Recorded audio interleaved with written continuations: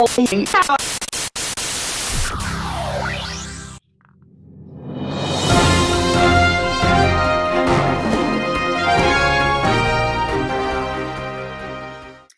morning and welcome to the 2018 Humans in 5 Roundup. It's been another exciting and challenging year for humans all around the world, and we've got some highlights to share with you today. Now over to Michelle with an update on the antics of our close relatives, the Neanderthals. Thank you, Sarah Louise. The average depiction of our Neanderthal relatives, who lived alongside Homo sapiens around 40,000 years ago, is of their violent and physically active lives.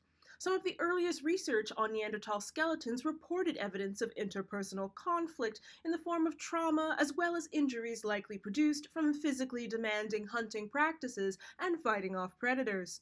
The violent, brutish personas of Neanderthals have usually been compared to Homo sapiens living during the same period, characterizing anatomically modern humans as the less violent species.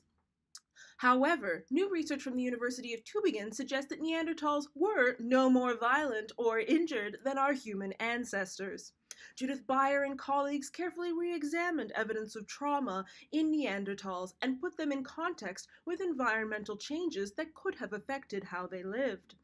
This more complete and nuanced study demonstrated, once looking into differences in preservation of different parts of Neanderthal skeletons, that Neanderthals and humans had similar levels of trauma in their lives. Results from this research show the importance of contextualizing research on the skeleton with data on environment and preservation, and not to judge a Neanderthal by their head wounds. Thanks, Michelle. If Neanderthals and humans could get along, surely we all can in wider society in 2019. Absolutely. We now turn to a brand new book asking one of the most essential questions about living creatures. Does it fart? Ecologist Nick Caruso and zoologist Danny Rabiotti took it upon themselves to answer this unifying and humbling question with their 2018 book, described as the definitive guide to animal flatulence. The authors first started petitioning Twitter to find out if animals like snakes passed gas, broadening their search out to creatures such as millipedes, sloths, and manatees. Beyond the toot jokes, the book brought into question some of the basic physiology involved in digestion across the animal kingdom.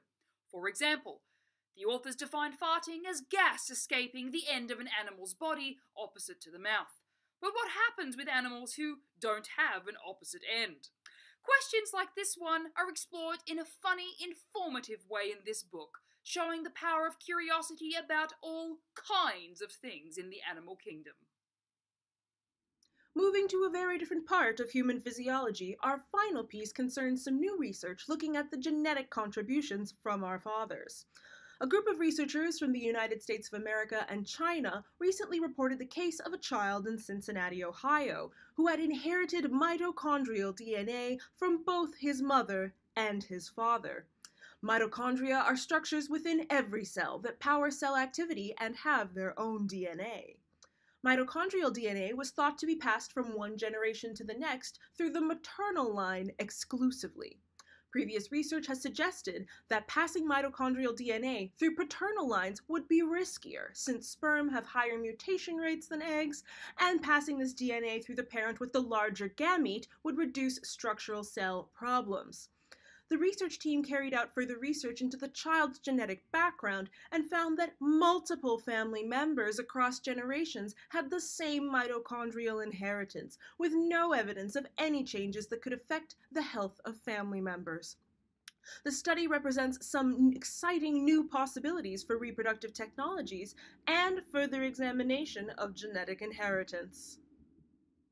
With that dad bombshell, our roundup for 2018 comes to a close. We look forward to bringing you more of the human story in 2019. See you next time on Humans in 5. And make your New Year's resolution to subscribe.